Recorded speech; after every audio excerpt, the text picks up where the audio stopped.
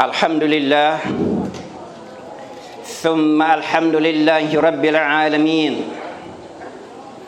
الحمد لله الذي هدانا لهذا وما كنا لنهتدي لولا أن هدانا الله أشهد أن لا إله إلا الله وحده لا شريك له وأشهد أن محمدا عبده ورسوله اللهم صل وسلم على سيدنا محمد وعلى آله وأصحابه ومن تبعهم بإحسان إلى يوم الدين فيا أيها الناس أوصيكم وإياي بتقوى الله فقد فاز المتقون أما بعد الله أكبر الله أكبر الله أكبر كبيرا الله أكبر الله أكبر لا إله إلا الله والله أكبر الله أكبر ولله الحمد. Mga kapatid sa pananampalataya, minsan pa ito dumating na naman sa buhay natin. Hindi natin alam kung ilan pa ang darating sa buhay natin na Idul Adha. Hindi natin alam baka ito na ang last, kaya galingan natin. Ano ba ang dahilan bakit pa ulit-ulit natin na ipinagdiriwang ang Idul Adha? Ang alam lang ng karamihan sa atin ay magsusuot ng mga magagara na damit, pupunta sa lugar na pagdarausan ng salah, pagkatapos ay magkakatay ng kanilang kakatay na hayop, pagkatapos ay magsisipagluto, magkakainan, magkakasayahan, hanggang doon lang. Hindi nila alam ano ang pinakabuod. 2 bilyones na kamusliman sa buong mundo ngayon na ipinagdiriwang ang araw na ito. Ano ang dahilan? Ano ba ang pinakabuod na dahilan? Bakit natin ito ipinagdiriwang? Bago natin sagutin, balikan muna natin ang kasaysayan. Nanaginip si Propeta Ibrahim alayhi salam na kanyang kinakatay, iniaalay, kinakatay ang kanyang nag-iisang anak. Sa panahon na yaon ay isa pa lang anak niya, si Ismail. Wala pa si Ishak. Nanaginip siya na kanyang kinakatay ang kanyang anak. Allahu Akbar. Bilang katibayan, nabanggit sa Quranul Karim, ba'da a'udzu billahi minas syaitonir rajim. Falamma balaga ma'ahu as-sa'ya qala ya bunayya inni ara fil manami anni adbahuka fanzur madza tara qala ya abati fa'al ma tu'maru satajiduni insyaallahu minas sabirin. Ito mga kapatid sa pananampalataya ang katibayan na pinag-utusan ng Panginoong Allah si Propeta Ibrahim alayhi salam katayin yung kanyang anak. Allahu Akbar. Panaginip ng mga propeta, malapit-lapit na pakahulugan, at nang siya tinutukoy sa siya yung kanyang anak si Ismail, at nang siya ay nasa tamang edad na upang sumama sa kanya, ay sinabihan niya, o aking anak, nakita ko sa aking panaginip na ikaw ay aking kinakatay. Yun ang ibig sabihin ng iniaalay, offering. Yun ang ibig sabihin ng sacrifice.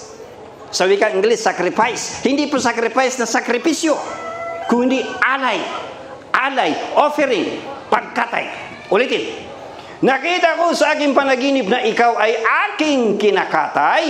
Kung kaya ano ang nasa isipan mo? Kinonsulta ni anak niya, ano ang masasabi mo, anak? Anong nasa isipan mo? Dagdag pa. Sinabi nito, sumagot yung anak, o aking ama, gawin mo yung ipinag-utos sa iyo. Insyaallah ay makikita mo ako na isa sa mga as-sabirun. Mga kapatid sa pananampalataya, ang panaginip ng mga propeta ay isa sa mga kaparanan ng revelasyon. Isa sa mga kaparanan ng pagdarating ng revelasyon ay sa pamagitan ng panaginip. Kaya ikaw kapatid, kapag ikaw ay nanaginip na kinakatay mo ang anak mo, hindi ka propeta. Huwag mong kakatayin ng anak mo. Hindi ka inutusan ng Allah. Ang umutos sa iyo si Iblis. Alam ni Propeta Ibrahim alayhi salam na inuutusan siya na katayin yung kanyang anak. At minsan pa masusubok kung gaano ba talaga ka number one ng Allah sa buhay ni Propeta Ibrahim alayhi salam. Yan ang pinakabuod ng ating pagdiriwang na ito. Paano natin didiinan sa buhay natin na ang Allah ang number one? Hindi ang misis mo ang number one. Hindi ang mister mo ang number one sa buhay mo. Hindi ang kayamanan mo. Hindi ang sasakyan mo. Hindi ang bank account mo ang number one sa buhay mo. Dapat ang number one sa buhay natin ay ang Allah subhanahu wa ta'ala. Minsan pa ang sinubukan ng Allah si Ibrahim. Isipin mo, pinakamamahal mo anak. Ang tagal ni Ibrahim nangarap na magkaroon ng anak. Siya ay nagdua. Umabot sa edad na 30, wala pa rin anak. 40, wala pa rin anak. 50, 60, 70, wala pa rin anak. Tumanda na. 80, wala pa rin anak. 86 saka lang tinugunan ang kanyang panalangin. At nang bigyan siya ng Allah ng anak, nang lumaki na ang kanyang anak, sinabihan siya, katayin mo ang anak mo. Allahu Akbar. Subhanallah. Dito makakamit ng isang mananampalataya yung tamis ng iman. Sapagkat ang pinakabuod na kahulugan ng pagdiriwang na ito, mga kapatid, gaano mo man kamahal na mahal ang dunya, gaano mo man kamahal na mahal ang asawa mo, anak mo, kayamanan mo, sasakyan mo, hektar ang lupain mo, gaano mo man kamahal na mahal ang salapi mo, dapat ang Allah pa rin ang number one sa buhay mo. Ang Allah pa rin ang pinakamamahal mo sa lahat. Ito po ang pinakabuod na mensahe ng pagdiriwang na ito. Na gaano man kamahal na mahal ni Propeta Ibrahim si Ismail alayhi salam, 86 years siyang nanalangin. At nang bigyan ng anak ay inutusan, katayin mo anak mo. Allahu Akbar. Subhanallah. Ito po ang kasama sa mga katangian para malasap natin ang tamis ng iman. Yaong bang ang pinakamamahal mo sa lahat ay ang Allah subhanahu wa ta'ala. At ng kanang sugo, anang hadith, ang yaong minamahal niya ang Allah at ng kanang sugo ng higit pa sa ninuman. Sinigundahan ng aya, وَالَّذِينَ آمَنُوا أَشَدُّ حُبًّا لِلَّهِ. Ngunit ang mga yaong mananampalataya, higit na kanilang minamahal ang Allah kaysa sa ano paman. Di nga ba, mga kapatid,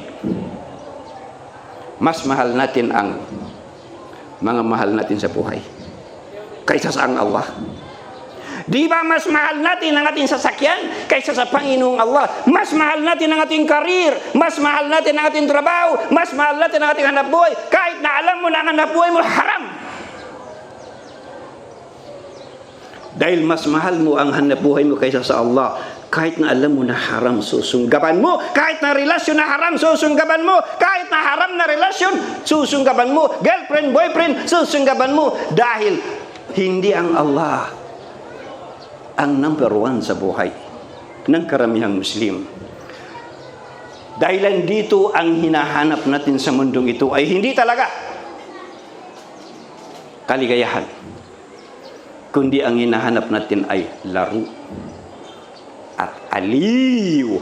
Wa mal hayatud dunya illa la'ibu walah.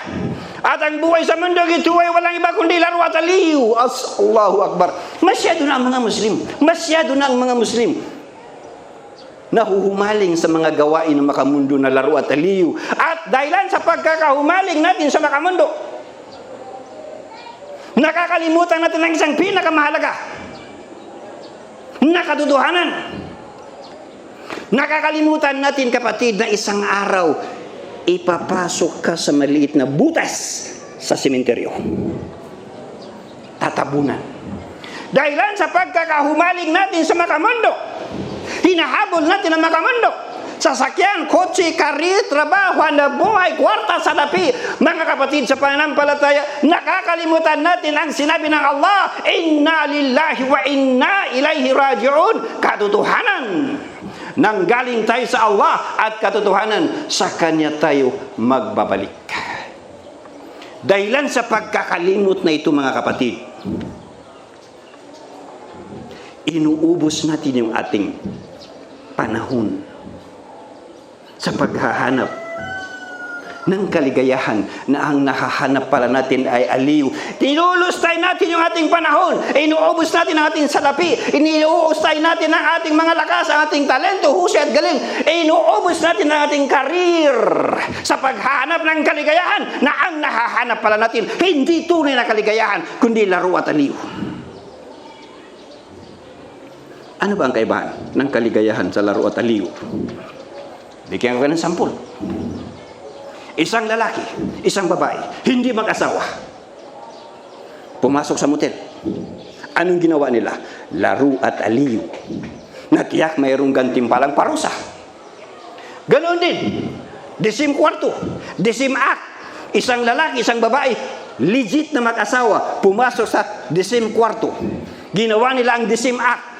Mayroon silang gantimpala sa mundo ito, lalo na sa kabilang buhay, dahil ang ginawa nila halal. Yung una, laro at aliw. Yung pangalawa, tunay na kaligayahan. Yan, mga kapatid, ang tunay na kaligayahan. At dahil sa ang hinahanap natin madalas sa mundong ito, ay ang papaano punuin pagnanasa ng sarili. Ginagawa natin ang Allah na last priority sa buhay natin.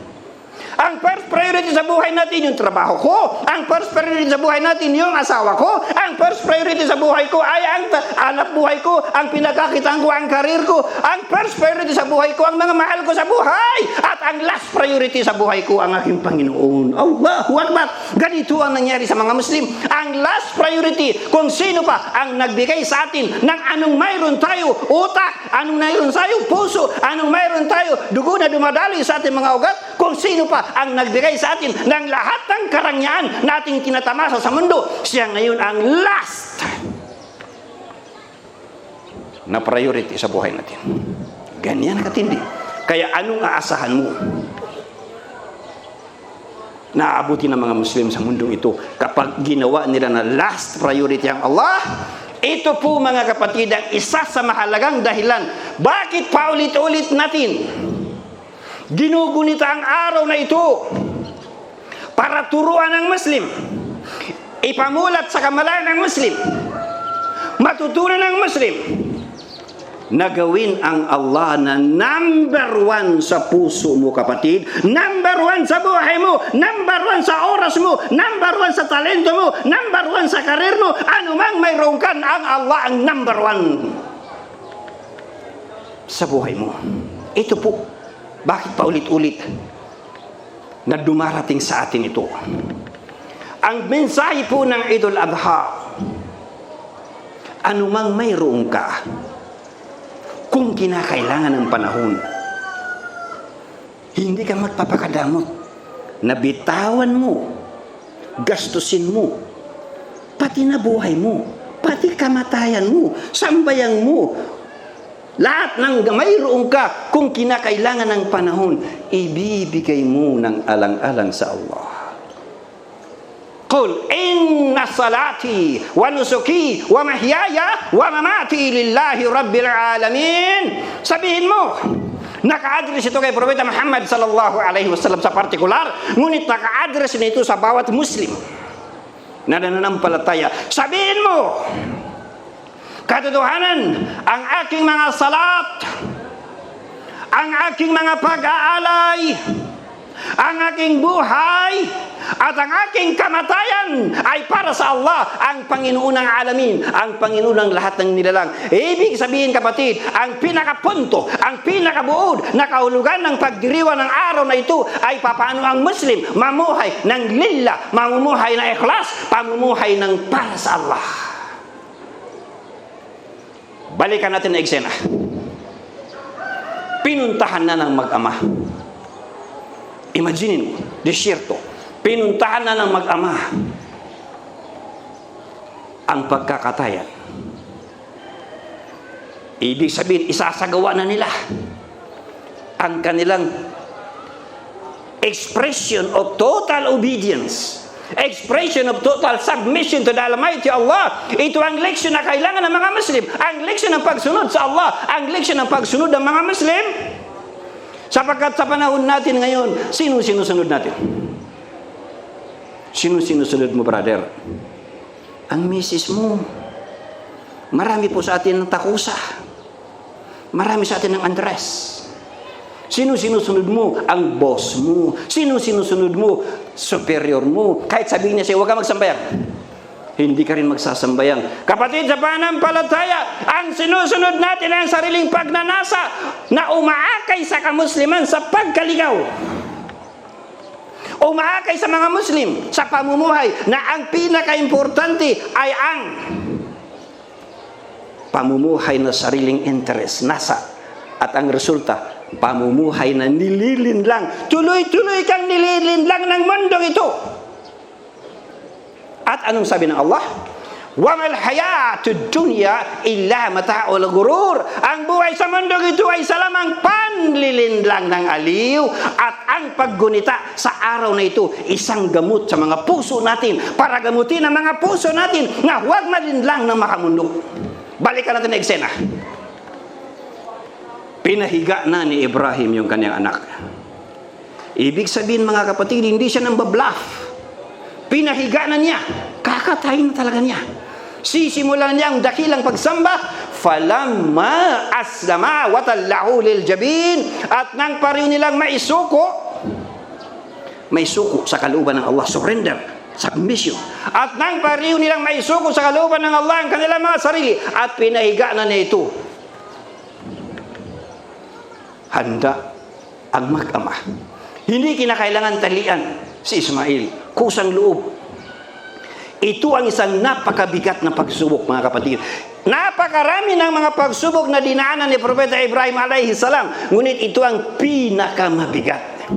Inna hada lahwal bala'ul mubin. Katotohanan, yan ay talagang isang malinaw na pagsubok. Mag-ama na parehong kusang loob, isang masunuri na anak at isang masunuri na ama. Ito ang kailangan ng mga Muslim, masunurin ng mga magulang at mga anak. Dahil ang karamihan po sa atin ngayon, pwedeng masunurin ng magulang, pasaway yung anak. Pwedeng masunurin ng anak, pasaway ang magulang. O kaya masunurin ng mister, pasaway ang misis. Masunurin ng misis, pasaway ang mister. Ang kailangan natin ay itong inilalarawan sa atin ng araw na ito. Papaano ang isang buong pamilya magkaisa sa pagsunod sa Allah subhanahu wa ta'ala. Pinakadakila na utos ng Allah, number one sa lahat ng utos ng Allah, ang pinakadakila ay wala kang sasambahin maliban sa Allah. At matapos niyang ipangutos ang pinakadakila na utos, isinunod niya, maging masunurin kayo sa inyong mga magulang. Wa qadha rabbuka alla ta'budu illa iyyahu wa bil walidayni ihsana. At ang iyong Panginoon ay nag-utos na wala kayong sasambahin maliban sa Kanya. Ito po yung pinakadakila sa lahat at lahat ng kautusan ng Allah. Ito ang pinakadakila. Ito ang pinaka-core ng katuruan Islam. Wala kang sasambahin maliban sa Allah. At idinugtong niya, at maging masunurin kayo sa inyong mga magulang. Ganyan kaimportante mga anak, mga kabataan, mga anak. Ganyan kaimportante ang pagiging masunurin sa mga magulang. Ngunit sa panahon natin ngayon, karamihan sa mga anak natin ay mga bastos sa magulang.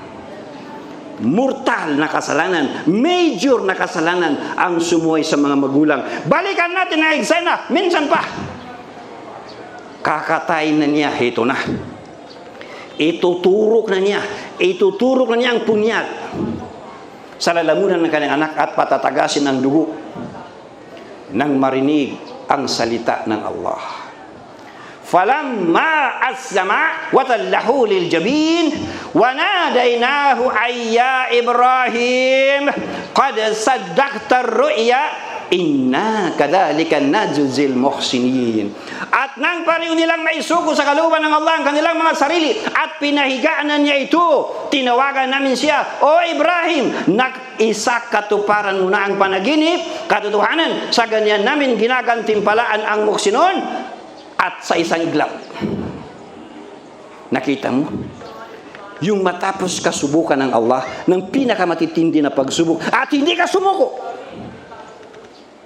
hindi ka sumuway, hindi ka lumigo na landas, sa dulo ng pagsubok malalasap mo ang tamis. At sa isang iglap, pinalitan ng mga malaika si Ismail ng tupa, at ang nakatay ni Ibrahim ay tupa. Kaya tayo kumakatay ng tupa, kambing, baka, anumang hayop, dahil ito yung tradisyon natin sinusunod. وَفَدَيْنَاهُ بِذِبْحٍ عَظِيمٍ. At siya ay tinubos namin ng isang dakilang alay. Mga kapatid sa pananampalataya, minsan pa napatunayan ni Ibrahim na Allah number one. Tayo kaya? Ilang Idul Adha na ang dumaan sa buhay natin? Ilan? Natutunan ba natin ang leksyon? Kailan kaya tayo gigising at matututunan natin sa buhay natin, na isabuhay natin na Allah ang number one? Barakallahu li wa lakum fil Qur'anil azim wa nafa'ani wa iyyakum bil ayati wa dhikril hakim wa taqabbala minni wa minkum tilawatahu innahu huwas samiul alim.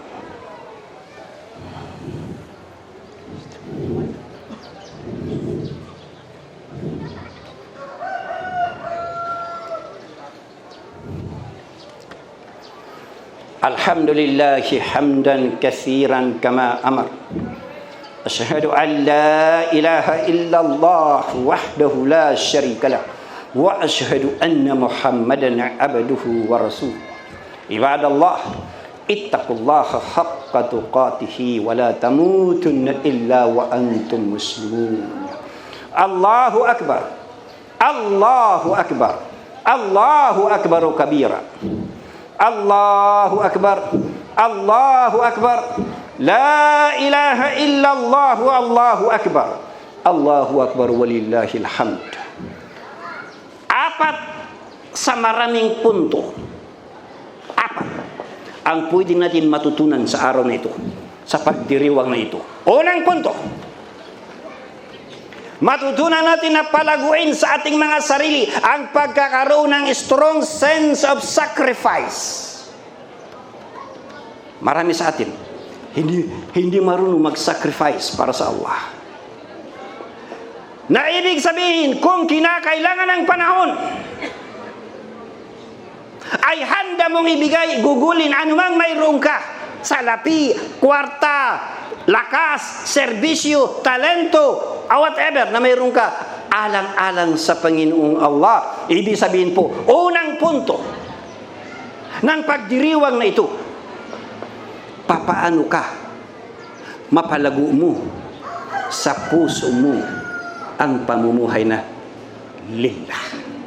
Number 2, palaguin natin sa ating mga sarilang tutuhanan ng pagsunod, tutuhanan ng pagpapasakop sa Panginoong Allah, dahil marami po sa atin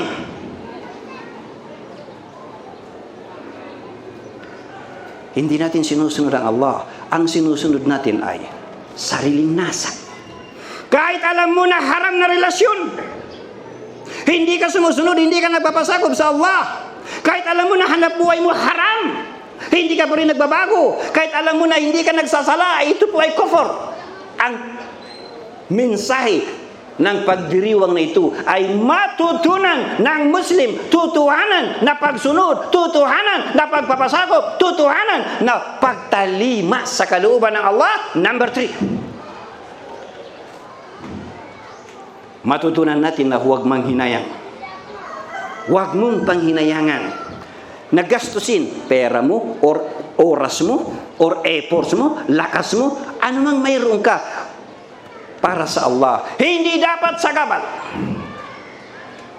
ang sasakyan mo, sa paglilingkod mo sa Allah. Hindi dapat sagabal ang pera mo sa paglilingkod sa Allah. Hindi dapat sagabal ang karir mo sa paglilingkod sa Allah. Hindi dapat maging sagabal anumang mayroon ka sa buhay mo sa paglilingkod sa Panginoong Allah. Number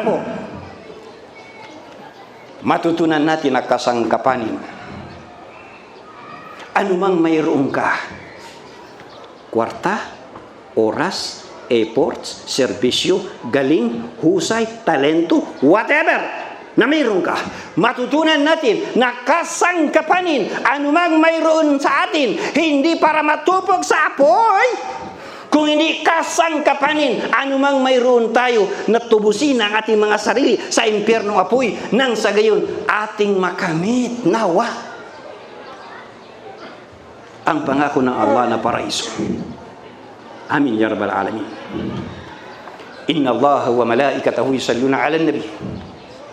Ya ayyuhalladhina amanu sallu 'alaihi wa sallimu tasliman.